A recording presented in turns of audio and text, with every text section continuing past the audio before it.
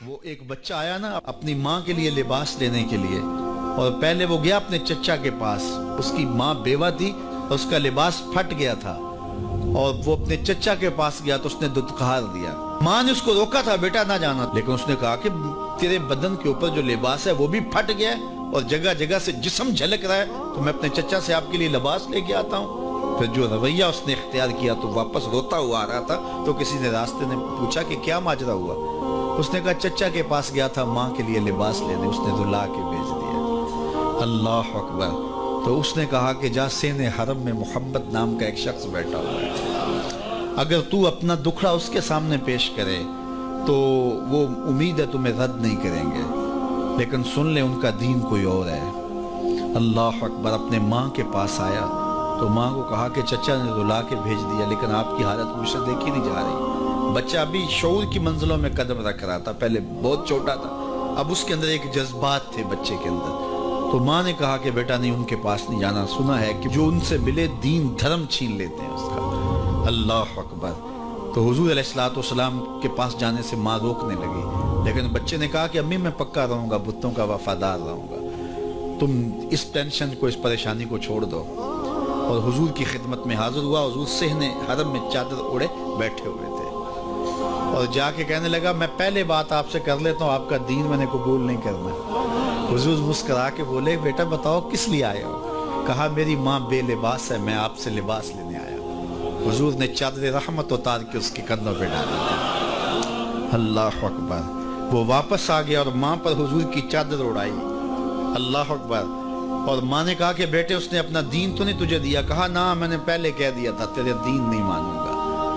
ماں کہنے لگی پتر اس کا دین ماننا چاہیے، یہ جس نے رحمت کی چادر ہمارے سر پہ تار دی. اللہ اکبر. تیری تک کے ادامہ میں مرید ہو گئے. اس بوڑھی عورت کا قصہ بھی آپ نہیں بھول سکتے، جو گھر کا سامان باندھ کے اپنے دروازے پہ بیٹھی ہوئی تھی، اور اس نے سنا تھا مکے میں ایک جادوگر آیا ہے جسے ملتا ہے اس کا دین چھین لیتا ہے. کہیں ایسا نہ ہو کہ کہیں اس سے ملاقات ہو جائے اور وہ دین ہی میرا چھین لے، مجھے شہر چھوڑ دینا چاہیے. گھر کے تھڑے کے اوپر سامان باندھ کے بیٹھی ہے.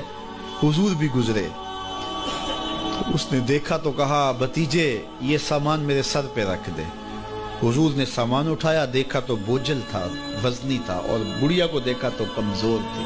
تو کہا کہ بڑھیا اگر چاہو تو جہاں چاہتی ہو، میں خود نہ چھوڑا. اس نے کہا اس سے بڑی مہربانی کیا ہوگی؟ حضور نے سامان اٹھایا ہوا ہے اور بڑھیا سے باتیں بھی کرتے جا رہے ہیں.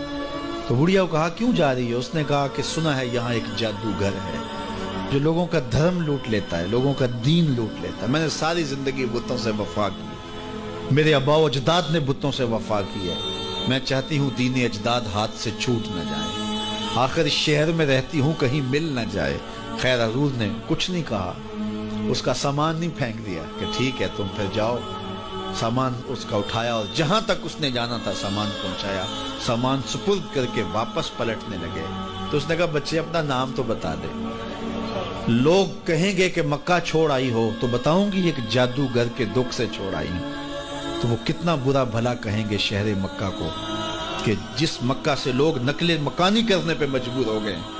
تو میں انہیں یہ بھی بتاؤں گی کہ جس مکے میں جادوگر رہتا ہے اتنا اچھا نوجوان بھی رہتا ہے. تو تیرا نام لیا کروں گی، تیرے قصیدے پڑھا کروں گی. تو حضور علیہ السلام مسکرا پڑے. کہا بڑھیا جس جادوگر سے بھاگ کے آئی ہے وہ تیرے سامنے کھڑا. اس نے کہا سچ سے آپ ہی محمد ہیں؟ حضور نے فرمایا نام میرا یہی ہے. تو اس نے کہا پھر آپ کا جادو میرے پہ چل گیا ہے.